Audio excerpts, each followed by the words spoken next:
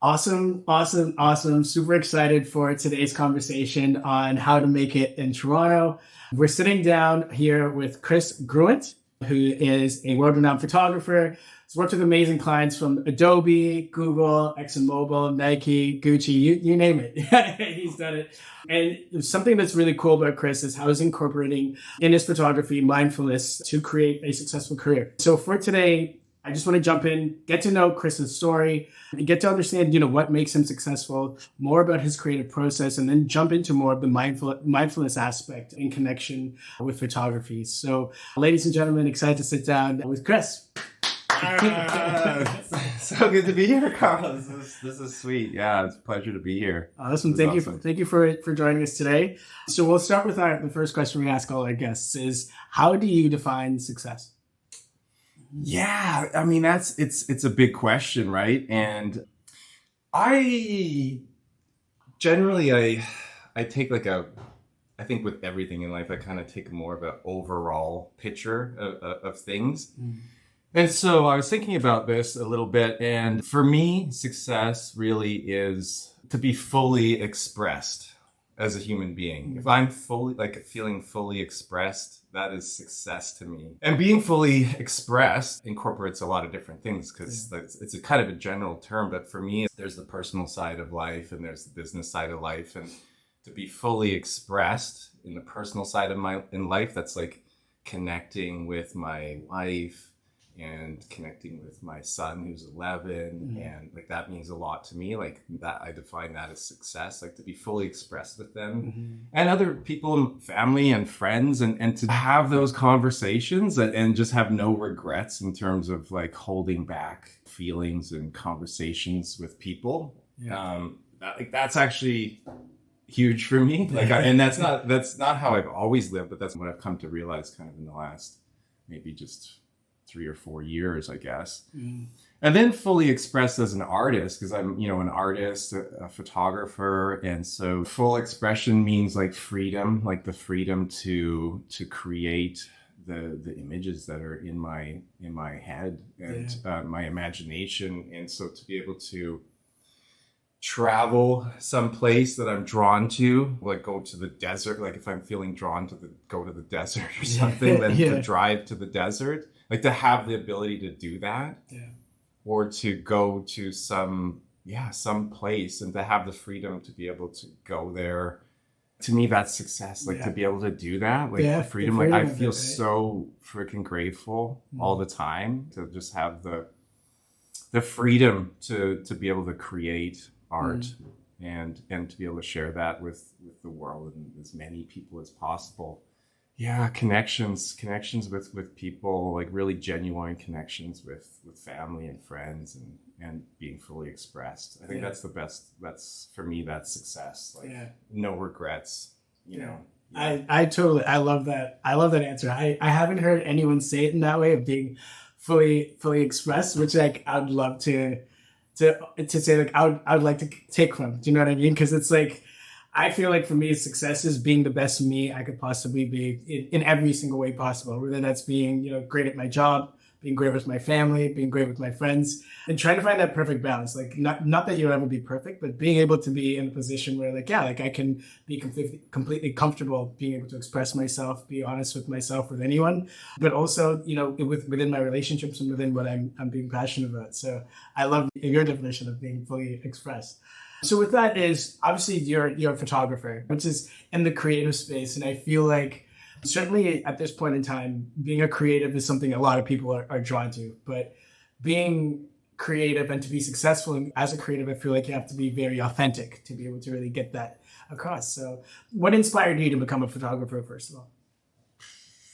Okay, so first of all, I've been doing it for a long time, like a long time. Like, I mean, I've been taking pictures for 25 years now. So that client list of like all those amazing companies, that's all happened over a long period of time.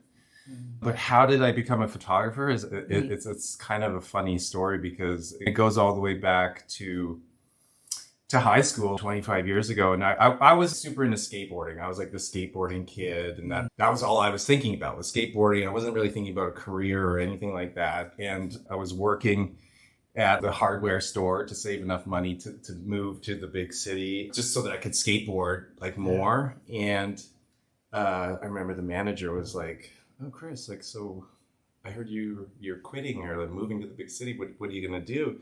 And I didn't want to say like, "Oh, I'm gonna go skateboard," because I just thought that sounded kind of, I don't know, whatever. So I said, "Oh, I'm gonna go and study photography." And I don't know why I said that. I don't know, like I really don't know why I said that. Like I took a photography course in high school and I liked it, but I wasn't really thinking about it. But so it was just this like random thought that came to my head in that moment. And then honestly, I didn't even really think about it again for like a whole other year. I went and I moved to the city. I skateboarded. This is Vancouver? This was Vancouver, yeah. And so I got into the skateboard crew and we were skateboarding. I did that for almost a year, or maybe it was like 8 months. And then it was like, okay, like what am I realized I'm not going to be pro, that's for sure. And so then I'm like, okay, what am I going to do? So honestly, like it's crazy, but I went to the Vancouver Public Library and I found this book, this like encyclopedia of occupations, because I really didn't know what to do. And I sat down and I like started with the A's and I literally like went through everything. And then I got to photography or photographer and I was like, oh yeah, I said I was gonna be a photographer. And it was like, and then I read the whole like description of what the job was, and then the next day I drove around to all the universities and colleges to see who's offering that, and then applied, and it was like photography ever since. So it kind of found me somehow. Do you feel like, do you believe in manifestation? Like, do you think maybe you manifested? I mean, I definitely somehow manifested, but it was such a weird thing because, I mean, I don't know why I said photography, because my only concept of a photographer at that time was like the guy who took my picture at school. The school picture. Like that was really, of course there were magazines and like I was exposed to photographs, but I never really thought about it as like an occupation. So I think that like I do believe in manifestation for sure, but I also feel like we don't necessarily always have free will. Like, I don't know, maybe like this was kind of destined. It was somehow destined to do this. Like, I don't know. But it's been photography pretty much ever since. And that was like 25 years ago. So that's super cool. I mean, I can definitely, or at least I can relate to where you're coming from, because for me, I've always been talking. So I work in sales, right? So naturally talking to people is something that has always come to me. And like, that's how I even got into what I was doing, right? And it's something where I don't necessarily know how I figured out that that's what I wanted to do. But I think it's like when you realize like you feel comfortable doing it, and then it just kind of calls to you and you go into it. Yeah, like natural. Your natural gifts. That you picked. Yeah. That's awesome. So like, I mean, so talking about the type of photography that you do, what kind of photography would you say you specialize in? Or mostly like my commercial career was a lot of architecture and actually very industrial stuff. I've been so amazed, like just basically architecture and design, what we're capable of building, the beauty of the building and the design. But then I got really interested in, just thinking about like the raw materials. Because I grew up on a farm, so I grew up on a farm actually in Saskatchewan, which was like in a very small community. And so then moving to the big city and seeing the big buildings and everything, and it was like it's like, where does all that glass come from? Or like, what are those metal beams? Like where do those come from? At some point I realized while I was studying photography in college, somebody brought like an industrial brochure to class to kind of show, and it was actually a beautifully designed annual report for this industrial company. And I was like, wow, it was like that was when I first realized you could be a commercial photographer for industrial companies. And so I got really interested in like where things come from and how they're made. And so I started marketing myself to like mining companies and construction companies and technology companies. And so, I worked for like all these like large industrial corporations. And for me, it was always like fulfilling this curiosity of just like where things come from. As simple as it is, but like glass. Like, where does glass come from? It's freaking sand. It's sand that's melted into glass. And so I've like I've been there. Like Yeah. I've gone to these places where they actually mine sand for glass and melt. So yeah, most of my work was very architectural and Yeah. very industrial. So I would say, obviously, growing up in Saskatchewan, moving to the city, that's quite a contrast Yeah. in lives. But the thing I would love to say is like, how do you, or when you choose to create your photographs, you have a certain style to how you capture things, right? And I feel like, at least for me, I find in photography, it's my way of showing the world how I see the world, right? Because I'm saying, hey, take a look at this, look at the composition of this. What helps you, or how did you get to that kind of style of shooting where you're taking pictures of something industrial or architecture and being able to almost show it in such a way that it can tell a story, or at least capture someone's eye in the right way to get someone to even purchase it? Like, what was your style to get into there? It was, yeah, really just following my intuition. It was really just not questioning what felt natural. I think I definitely do credit growing up in the prairie environment. That definitely influenced the way that I see the world even today, because the landscape there is so minimal. I grew up in this place where there's like Just completely. it was just like flat with all sky and these long roads, and so a very simple kind of landscape. And so I think naturally I kind of reduce like what I see order in the disorder, and I use like just lines and composition. Yeah. And then also understanding of light. I've always primarily used natural light. So just kind of being in tune with that natural light is also something that kind of came natural to me. I think just growing up in that rural environment. Yeah, in the rural environment. Yeah. And I know, because like I was watching one of your videos online, and you're talking about how you use light, right? Yep. And how you shape your shots, and how you create as well. So if you had any advice to people who would love to kind of walk in your path, or at least learn how to, take shots similar to you. Not obviously, we don't want anyone copying your style. No, they feel free. Yeah. In terms of like how to learn how to take those types of shots, what advice would you give them in how to get started, and how to even manipulate light, or take the first kind of shots and dive in? Yeah. Well, I think you kind of mentioned it earlier. Mentorship is a huge thing. So right out of college, after studying photography, I became a full-time assistant to another photographer, and he was an architectural photographer, and he was primarily natural light. And I worked with him full-time for a year and a half as his full-time assistant. So I learned so much from him, and he was a pro, and we were shooting 6 days a week, traveling to different places, photographing architecture. There's a huge value to that, finding somebody that you look up to, that does the work that you find interesting, and reach out to them, and kind of offer yourself to them. People love to pass on knowledge. I worked for him for a year and a half, and then I kind of just explored and did my own thing, kind of with a part-time job, something that was like creative or in the creative community, but wasn't really photography, but had that time to just really find my own self and find your own style. Because that takes a while too, to just find what it is that you love, and your style. But so the advice is to just to explore, to just shoot different things, and until you find something that you really love, and then just kind of go all in and offer yourself to somebody, and be like, hey, I'd love to come on tour with you and just like photograph you for the next 3 months or whatever. Just give yourself to somebody, and because you can always learn from other people. Mentors are a big. Yeah, that's awesome. I really appreciate that advice. And so with that, how did you, along your journey, get into mindfulness and photography? Like, what was that? What was that like on your path?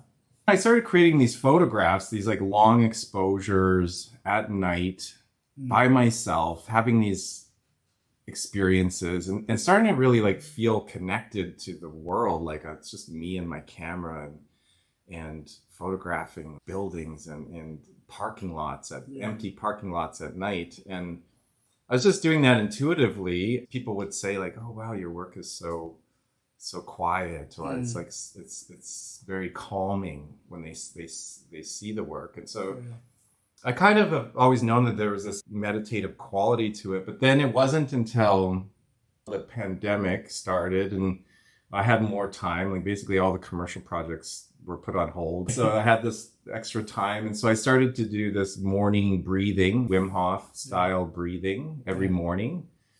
And I really enjoyed that because it was like a form of meditation, but it's very physical. Like you do the Wim Hof breathing thing and it's like your body, like you start to really feel stuff happening in your body, like vibration and all this. And so I started to do that regularly. And after about 6 months, I was actually living in Mexico at the time for a couple months, and it just all clicked. It was just all clicked. It was like the photography and the meditation. And I just like realized the connections between the two. And then I just kind of started writing and then really deciphering my own process, like looking back at those early days of me just exploring the city on my own, or all these experiences I've had with my camera, and just really deciphering my own process. Like what was it that I was actually doing? And then I just like boiled that all down to these 6 things. And that's awesome. What I'm teaching. I mean, because for me, and again, we were kind of talking off camera before we started in regards to how even within photography, you can find that mindfulness journey, right? Of being able to connect that way.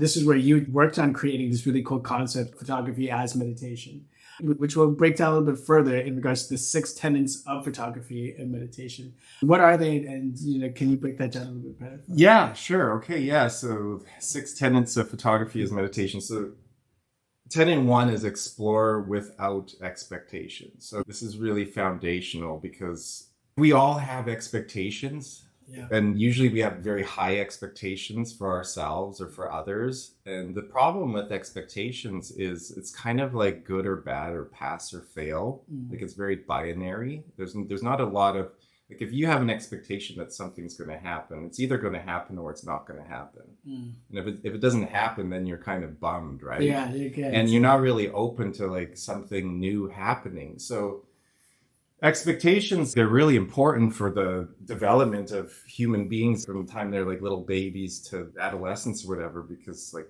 we can't take care of ourselves when we're young. So it's like important to have those expectations. But then they start to really limit the way that we're thinking. If we can learn to let go of those expectations, then we're like amazed, like things can just magically happen. And then it's like we're more open to things happening. So that's really tenet 1, is to let go of expectations and to let people know that there's really no good or bad mindful photograph. It's not about creating the most beautiful photograph or a specific photograph of a specific thing. It's more about the process of taking the photograph rather than the photograph itself. We're not like doing this to like impress somebody. It's just like a very personal thing.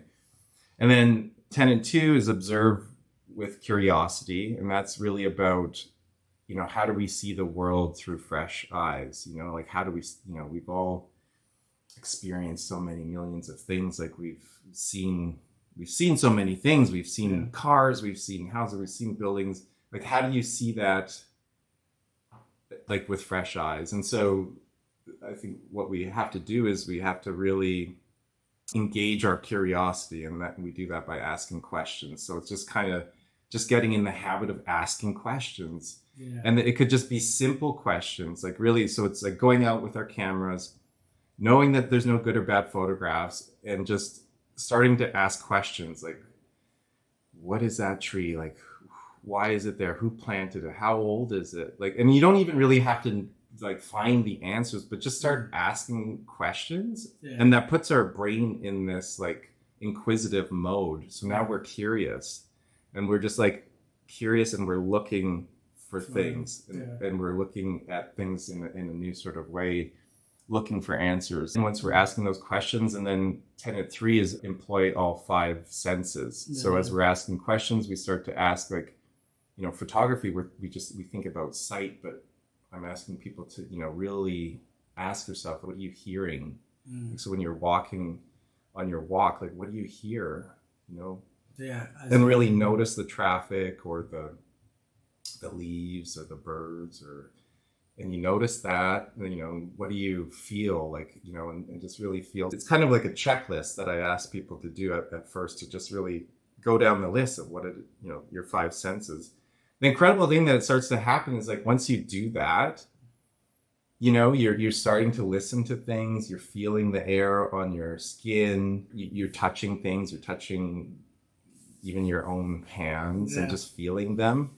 And when you do that, our brain starts to release chemicals. It heightens our awareness. So now our senses are heightened, but we're not like running from anything. There's nothing chasing us. We're just exploring the world. So these chemicals really help us stay focused on what it is that we're doing. And so that one really roots us in the present moment. Everybody's brain, like, is going all the time, and we're thinking about things in the future and things in the past. And when we do this, it really helps us come back to that present moment and listen to the things that we're hearing. And that's one that we could come back to. Like, you can come back to that at any time to bring yourself back to the presence. I feel like all the tenets are, like, you can apply them as much as to photography as, like, even just to life, like, in terms of how you look at things, right? And even with the expectations, I find like that's a great way of opening it up, because it does allow you to kind of lower your guard and be able to receive, as you're saying, receive everything. Because there's a saying that goes like, in life, it's not reality that lets you down, it's your expectations, right? So once you you lower that, it allows you to kind of see life from a different aspect. Is this a way that you're helping teach people into kind of encompassing photography and meditation? Yeah, that's the whole idea is that when people do this on a regular basis and start to experience this, then you start to do the same thing when you're not using your camera. Photography is like this fun thing that's safe to do, that anybody can do now that we have amazing cameras on our phones. Yeah, it kind of creates structure around these very simple practices, which can have huge impact on our lives. I've found that, and I'm sure my wife will tell you, like, I'm like, since I've started to do this, I'm definitely more empathetic with her and more aware of my son and his feelings, and also seeing the beauty of little things, like about them or other people that I'm walking down the street. Do you find that has helped you with your photography or your work, and being more mindful or aware of what you're looking at from approaching it in this way? Totally. I think I've been doing most of these things like throughout my career. It was just I wasn't really aware. You weren't aware that how you were doing how I was doing it. So it's just, it was all very intuitive in the past. But now that I'm aware of it, I'm realizing, I was doing that when I was at the General Electric factory where they were making jet engines. In some of these situations, I couldn't avoid the sound that I was hearing because there were jet engines that they're being tested or whatever. And so that was forcing me to be in the present moment. So after the employ five senses, then it goes to see the light and acknowledge the shadow. So once our senses are heightened, then we really see the light. You really notice the beauty of the light, or you really notice the light on your subject's face and how beautiful it is. And when you focus in on the light, that's what draws us into the zone. Now you're in the zone and you're just like playing. Yeah. The only thing that you can do there is to not question how easy it is, because when you're in the zone, things are just flowing and it's easy. But as soon as you're like, hold on, like, why is this so easy? Then that's what pulls you out. So the thing is, you can't question yourself. You just got to trust yourself as to what you're doing is right. And again, that the idea around that is it goes, I think, in all aspects of life, if we can get to a place when we're passionate about something and we're in that zone, and to just not question ourselves. Yeah. And because that it's easy, because we always I think often we look for challenges. Yeah. But it's like sometimes things can just be easy, and that's actually okay. Like when things are rolling, that's good. Like that's where I want to be. I don't necessarily want to be constantly in conflict or battling, so trying to figure out how to just Yeah. Just roll with it. Yeah, Yeah. exactly. Yeah. How do you, because obviously working in photography and anything creative requires a certain level of confidence, right? And I feel like confidence is something that you give yourself. What are steps or what are things that help you be confident or what helped you become confident in yourself and in your work? Yeah, I mean, it takes time. I think it takes time to definitely develop the confidence. I don't say no to a lot. Like if something kind of freaks me out, honestly, like even this podcast, like at first there might have been something that said, oh, maybe you shouldn't do that. It's like, oh no, that means I better do it, right? Yeah, And, exactly. and it's doing that over time, pushing yourself. There's a little voice that's always saying like, no, don't do that. It's hard. Like even the cold plunging, people were doing that the last couple of days. And it's like, that's the kind of thing, man, it's scary. It's the idea of going into freezing water is scary, right? Yeah. But it's like, when you force yourself to do it and then it's like, oh, wow. Okay. I did that. Yeah. I did that. And then that builds confidence. Yeah. So. I couldn't agree more. I think for me, that's something I'm starting to experience more and more of where, when there's something that you instantly feel uncomfortable with, or you're like, oh, I don't know if I want to do that. And getting yourself past that mental block that you instantly put in front of you and being like, oh, I don't know if I can do that, and just jumping in, right? And for me, I've been as part of my own kind of like wellness and health journey, is getting into the sauna for about 50 to 20 minutes and then jumping into a cold pool. So I can hard, imagine, man. Right? Yeah. It's hard. So part of what you're doing now is the Dimensions Retreat, which you're referring to, in which you guys are taking a deep dive into some cold water, but also where you're walking clients through photography as meditation process as well.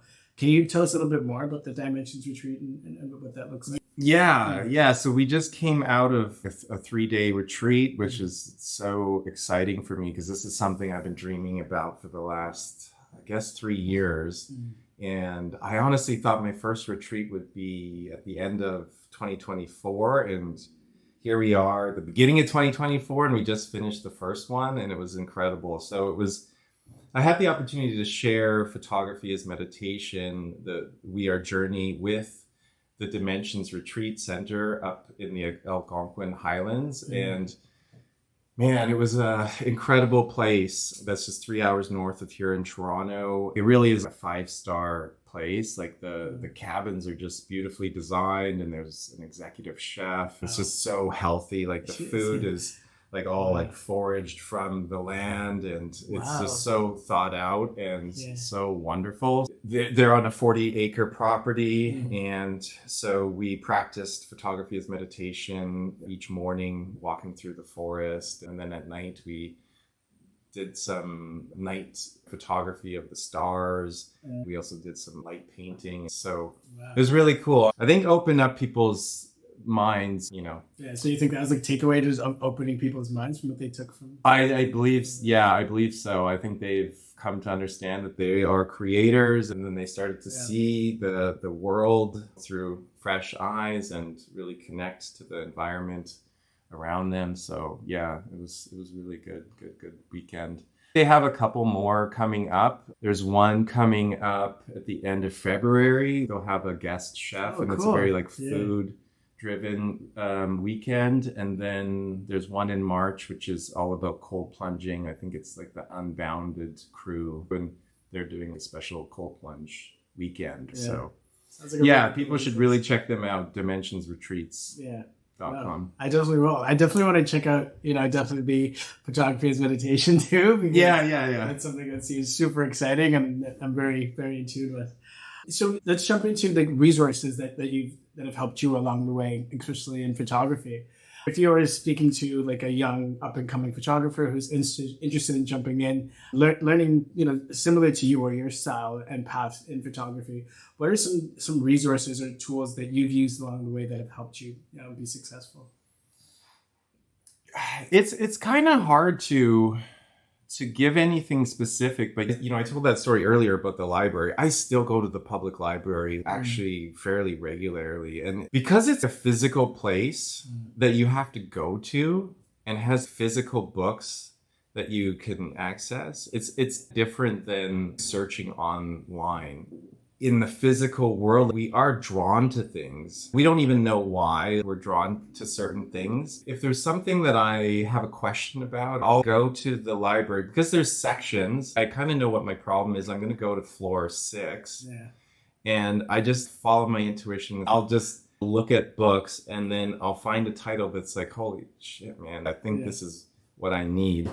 I found so many answers that way and so many unique just things. Just going in and taking a look, right? And definitely taking the time to like research, right? It's through the library effort. But just like following your intuition, like, because it's different. You do have to search them out. You know, you do have to put some effort in. And honestly, just walking to the library is effort. And as far as the universe is concerned, it sees that as effort. And it's like, I don't know. I believe in that stuff. There's books that I could tell you that had influence on me, but I think that if somebody finds a book on their own, it has more impact. Yeah. Than if somebody like we were kind of I think we we're kind of talking about that before the camera. It's like if somebody gives you some advice, you know, you might you'll probably end up just taking a very small percentage of it. But if you end up finding something out on your own, I love that. It's like, it's yours, you know? And it's like, so just going to the shelf and just picking a book that's nobody's told you about, but you were drawn to,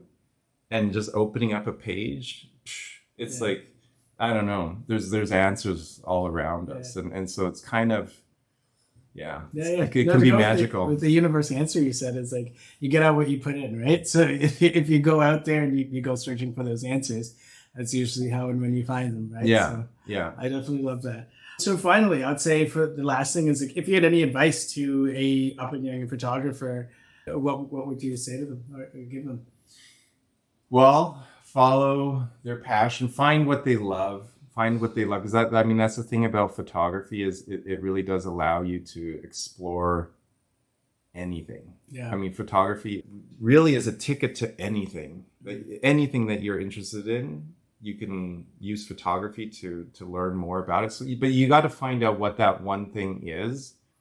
Push yourselves to reach out to people. For me, that was always one of the biggest challenges, to actually just use my voice and to ask somebody for help, or if I could help them, or if I can work for them.